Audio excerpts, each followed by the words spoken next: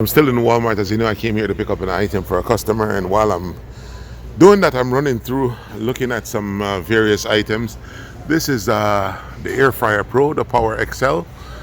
I am not quite sure why we're splitting the drawers into two. Sounds like we ran out of room for innovation, and we're just trying to innovate the daylights out of this thing. I don't foresee. Those are asparagus and salmon they have in there with cuts of lemon on it. I don't see what I would be cooking to the. Well, I guess if you cook small pots, if like 2 or 3 people in your family, I don't see what I would be cooking that I don't want to mix. So I'll need like dual draw, but this one is nice. The price tag is 99. It looks like it's a very good buy. And there's also another one here for 99. I think I bought one of my employee one of these for a wedding gift.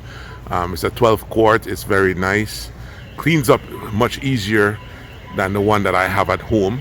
So this will be a good buy for the Christmas season. So now that we're in the aisle dedicated to air fryer, I wanted to point this out to you. Yes, I'm in Walmart. I want to point this out to you that you don't have to buy $100 version. Here goes a $55 version, an $89 version. I'm in the aisle with all the air fryers. Your options are many, brands, size, and so an air fryer makes very good utility in the kitchen. It also makes for a very good Christmas gift as well. Starting to be the holiday season. If a special someone that you want to buy something for, you're not sure what you want to buy, this is an excellent gift. Gift for the wife, gift for the mother-in-law.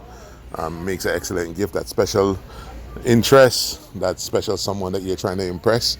An air fryer makes an excellent gift. It's very utilitarian. If you go back on our Instagram page, you'll see me cooking lunch in the air fryer at home. It's very utilitarian.